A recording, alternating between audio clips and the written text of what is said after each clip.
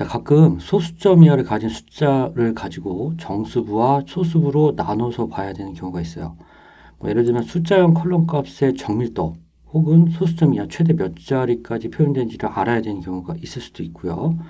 로데이터 파일을 테이블로 정의를 할 때 소수점 이하 자릿수를 가진 값들, 그 컬럼 값들의 최대 소수점 자릿수를 결정해야 될 때 이런 것들이 필요합니다.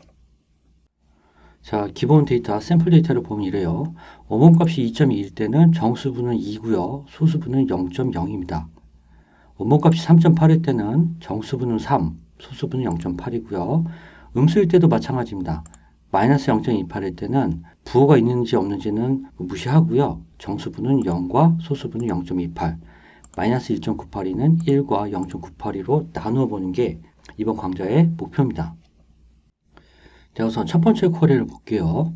첫 번째 쿼리에서는 이 원본 값을 일단 ABS라는 내부 함수를 써가지고 절대값 처리를 해요. 그 다음에 라운드라는 함수를 써가지고 소수점 열째 자리까지 나타내라. 이렇게 되면은 소수점 11번째 자리에서 반올림을 하든 내림을 하든 간에 처리를 해가지고 가져오겠죠. 거의 소수점 열째 자리 이하라고 하면요. 모든 숫자는 다 해당될 것 같아요. 웬만해서는 소수점 10자리 이하까지 사용되는 숫자 값은 없으니까요. 만약에 그 이하까지 처리해야 된다. 그것보다 더 높은 정밀도가 있는 숫자가 들어왔다고 하면 이 부분을 조정해 줘야 될 필요가 있습니다. 자, 그 다음에 그 결과값을 flow라는 내부 함수를 써서 내림 처리를 합니다.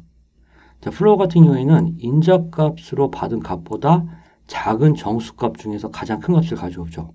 음수값일 때는 내림하는 효과를 내보이고요. 그렇게 해서 정수부를 가져올 수가 있습니다. 그 결과가 아래쪽에는 원본값과 정수부예요. 2.2에 대해서는 위쪽에 이 처리를 통해서 이 값이 나오고 2.05는 2, 3.8은 3, 0.789는 0, 마이너스 1.982는 1이 나오게 됩니다. 부호의 경우에는 0보다 작거나 같을 때는 이런 식으로 처리를 했어요. 자, 소수부의 경우에는 어떻게 하면 될까요? 원래 원본값에서 방금 전에 처리한 이 정수부 값을 빼주면 됩니다. 원본 값에서 정수부 값을 빼주면 소수부가 나오는 거죠. 음수일 경우에는 절대값 처리를 한 번 더 해줘야 돼요. 따라서 ABS로 원본 값을 처리한 다음에 그 값에서 방금 전에 우리가 처리한 이 정수부 값을 그대로 가져다가 빼주면 됩니다.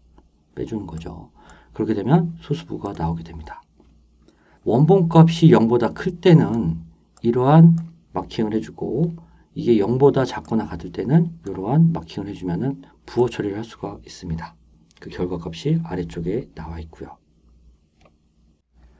셀렉트 절에서 케이스문을 써가지고 원본값이 0보다 클 때, 작거나 같을 때로 나눠서 처리할 수도 있습니다.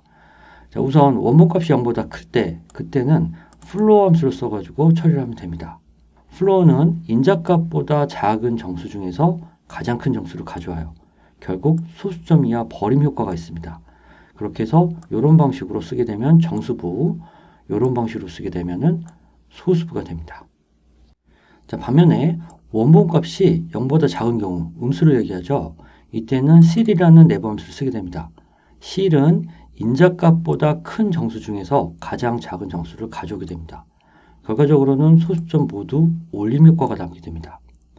자, 그래서 정수부 같은 경우에는 원본값이 0보다 작은 경우에 이러한 처리 방식으로 정수부를 가져올 수가 있고요. 소수부 같은 경우에는 이러한 처리 방식으로 값을 가져올 수가 있습니다. 그 결과가 아래쪽에 있습니다. 이 경우에는 음수인 경우에 소수부 쪽으로 부호를 넘겨버렸어요. 이렇게 해서 처리를 하고 있고요. 전체적인 결과는 앞서 봤던 이 부분과 동일합니다. 부호만 좀 차이가 있는 것 뿐이죠. 자, 여기까지 해서 소수점 이하를 가진 숫자를 정수와 소수 파트 부분으로 나눠봤는데요. 어려운 로직은 아니지만 언젠가는 반드시 필요한 부분이라고 생각이 됩니다. 여기 나와 있는 쿼리들 참고하셔가지고 사용하시면 됩니다.